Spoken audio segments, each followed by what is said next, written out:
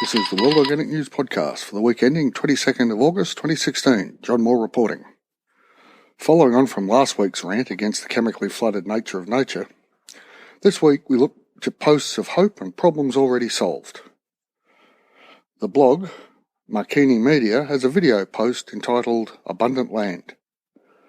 Set in Hawaii, it is an introduction to permaculture and it shows what's possible. In this case, it shows what's possible in a tropical environment. Permaculture, though, is applicable to any climatic zone because it works with nature. Nature provides in all circumstances. We just need to be able to read what is placed before us.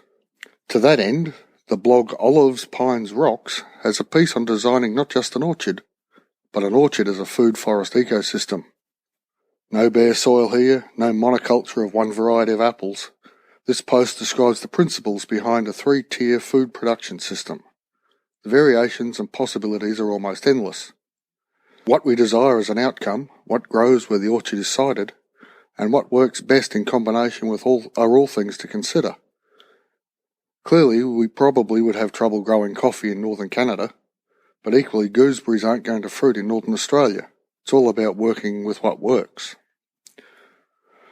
Which is why the post from EnrgResrch on rooftop urban farming using Farmbots is so interesting. Yes, I can see the advantages of the mechanisation of food production. Equally, I can see something being lost when people are taken out of the equation, both for the food and for the people. The act of getting soil on the hands is far more profound than mere food production. There are those amongst us who claim brown thumbs, and using a machine and an algorithm might be an answer. Equally, there are those, though, who crave the process, the series of small actions which connect us to our food through the growing of it, for whom full mechanisation will never be a part of our food production. Have a look at the post, it is interesting. Urban rooftop farming has many advantages, as we have discussed in previous episodes. Good carbon footprint outcomes, freshness and so on. And speaking of carbon footprints, a post from the ABC Science Show here in Australia answers the perennial renewable energy question. But what do you do when the sun doesn't shine and the wind doesn't blow? Well, we have the Tesla organisation building its massive battery factory, yet the batteries being produced are not that innovative and definitely no breakthrough technology. The factory is simply to reduce costs of manufacture, and while yes, this is important, but for grid equalisation and baseload power, this piece from the Science Show suggests a much easier, tested technology as the solution. Gravity. Let me explain. The idea is that in the Australian energy market, to swap the 75% coal-based power production over to renewables.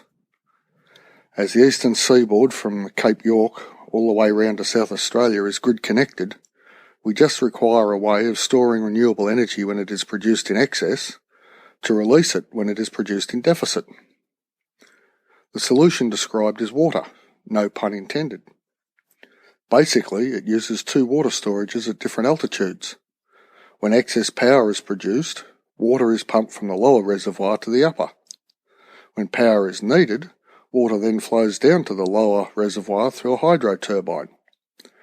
People are already making money doing this with the difference between off-peak and peak power prices. So with, in inverted commas, free renewable energy, it is a no-brainer. The technologies of hydro and water pumping are over a century old, tested and proven. Building dams, even earthen dams, is done every day across this wide brown land. Within 5 years, with a little political will, most of the world could be on this system. Carbon dioxide discharge is virtually ended. Just think about that. Check out the link and all the links in the show notes. And that brings us to the end of this week's podcast. If you've liked what you've heard, please tell everyone you know any way you can. And I'd really appreciate a review and 5-star rating on iTunes. This helps others to find us. Thanks in advance. Any suggestion, feedback or criticism to the podcast or blog are most welcome. Email me at podcast@worldorganicnews.com.